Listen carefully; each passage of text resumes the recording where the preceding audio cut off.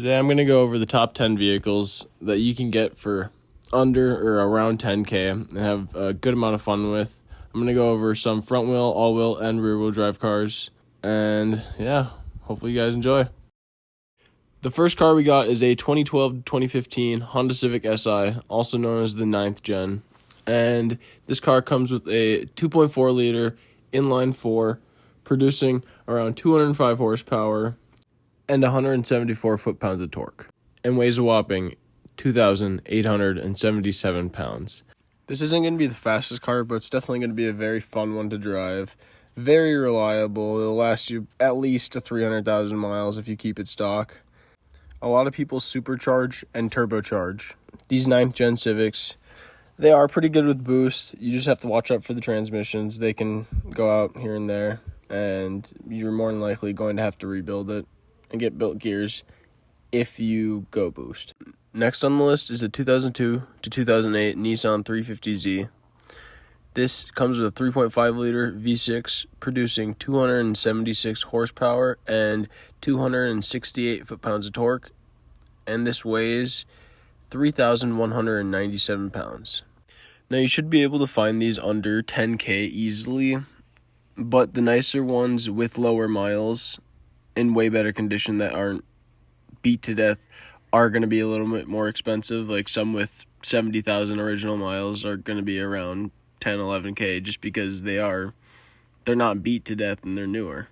Not newer, but they have less miles. So, and if you are buying one with more miles or a salvage title, that's perfectly fine. You just want to make sure you're looking over everything, making sure it's good before you actually buy it, and just making sure you're not getting scammed, because nobody wants that. I have heard a lot of people going boost with these. I'm not sure how reliable they are. I've heard they're decent, but I'm not 100% sure on that, so you'll have to do a little bit of research yourself if you want to do that. Next on the list, we got a 1997 to 2004 Chevy C5 Corvette. From factory, the Corvette comes with a 5.7 liter V8, making 345 horsepower and 356 foot-pounds of torque, and it weighs 3,245 pounds. These are definitely going to be a little bit harder to find for under 10K, but you can definitely get one for around 10K, and if it's salvaged, you should easily be able to get it for 10K. These 5.7 liters that come inside the Corvette are very reliable. I've seen a couple of them with 200,000 miles. If you are buying one with 200,000 miles, you do have to keep in mind you are buying a 20-plus-year-old car with 200,000 miles, so it isn't going to be the best. Try to find one with lower miles just to probably save you money in the end, and you won't have to worry about the transmission and motor. The next car we have is a 2010 to 2013 Mazdaspeed 3. These cars came with a 2.3 liter inline 4, making 263 horsepower, 280 foot-pounds of torque, and it weighs 3,281 pounds. I used to have one of these cars about a year ago, and I owned it for about a year and a half. Very good car, super reliable, never had any problems with it. Very fast. No, it's not fast, it's quick.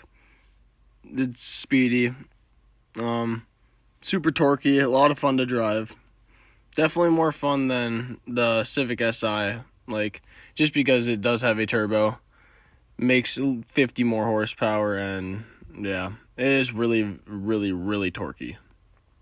The one thing you want to make sure you upgrade when you buy one of these is the high-pressure fuel pump internals. It's necessary to make any power whatsoever, or else you're just going to run lean and blow up your motor. Next, we have the 2005 to 2015 Mazda Miata NC. There's a few different generations of NCs, and when I talk about the specs, I am talking about the latest generation that came out, so the 2015. So they may vary depending on what year you get. The Miata came with the 2-liter inline 4, producing 167 horsepower, 140 pounds of torque, and it weighs 2,619 pounds. This car is definitely not going to be fast. It's going to be quick and zippy, but it's not going to be fast. It doesn't make that much horsepower. Definitely a good little track car, though, but it's not going to be anything special. It's going to be quick just because it doesn't weigh much, but it's not going to be fast. Next, we have the 2000 to 2005 Subaru WRX. The WRX came with a 2-liter 4-cylinder boxer motor that was turbocharged from factory, making 222 horsepower and 300 foot-pounds of torque, and weighs 3,140 pounds. These are definitely not going to be the most reliable on this list. They can go up to 200,000 miles, but they have their problems, and it's a Subaru. They have Subaru things. I don't know. I don't know much about Subarus. A lot of people like them. All-wheel drive system is very good in these. Very fun to drive. Good amount of power. Puts down the power very well. The reliability issue is just the issue for me. Otherwise, I would own one. Up next, we got the 2006 to 2009 Chevy Trailblazer SS. The Trailblazer SS came with a 6-liter V8, making 390 horsepower, 400 foot-pounds of torque, and it weighs 4,663 pounds. Now, I know this isn't a car, and it's not the best-looking SUV, but it has plenty of power to have enough fun, and it comes in either rear or all-wheel drive, I believe. It does sadly only come with an automatic transmission, so you cannot get this in a manual. But at the end of the day, this is going to kind of be a sleeper just because it is a Trailblazer SS. And yeah, you don't expect a Trailblazer SS to make 400 horsepower and go 0 to 60 in 5.5 seconds. Finding one of these might be a little harder. They're kind of on the rare side. There's not too many of them. And getting them for 10 might be a little hard, but I have seen them for around 10, 11, 12, and you can negotiate and work down from there. So yeah, and if you find a salvage title one, you should easily be able to get that for under 10. Next, we got the 2006 to 2007 Mazdaspeed 6. The Mazdaspeed 6 came with a 2.3-liter inline-4 producing 274 horsepower and 280 foot-pounds of torque, and weighs 3,400 pounds. The Speed 6 only comes in a 6-speed manual, which is a good thing for me at least. I enjoy driving a manual car. It is also all-wheel drive, so can definitely put the power down. Can drive it in the winter. You won't lose grip, you'll be good. I have heard problems about the all-wheel drive system, but I haven't really looked into it myself, so I'm not sure on that. If you want a sleeper, this is definitely the one to get because it looks like a normal sedan and you can't tell, but when you get in it, it'll put you in your seat. I had a Speed 3 and that was a really fun car. I couldn't imagine the Speed 6 with the all-wheel drive.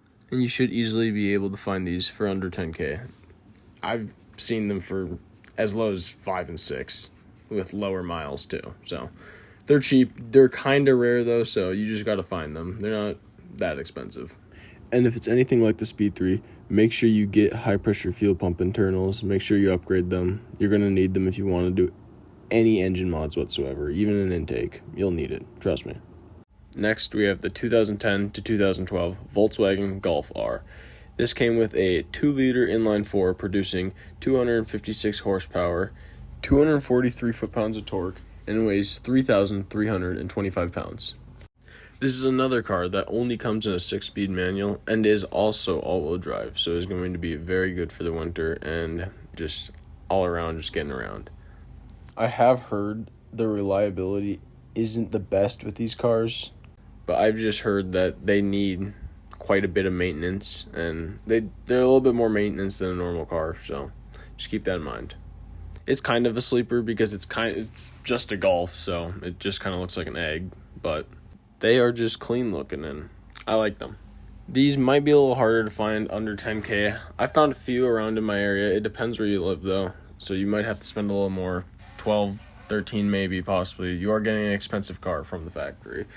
And if you can't find a Golf R, you could always go with the GTI and then throw a little bit of money into the motor and make a little bit of more horsepower. But that is front-wheel drive, and that makes a big difference compared to the all-wheel drive. So just keep that in mind when you're buying one.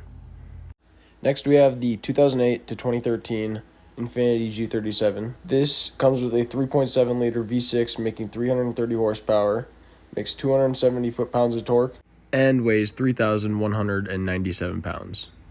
This is super similar to the Nissan 370Z and also the Nissan 350Z. This is just one generation newer. And you can easily find these for under $10,000, probably even under $7,000, depending on how many depending on the mileage and condition it's in. I'd try to find one that is nicer and one that's not beat the crap out of, because nobody wants a car that's beat the crap out of. But if that's all you can get, that's all you can get. These also do come in all-wheel drive, so they can make a decent winter car.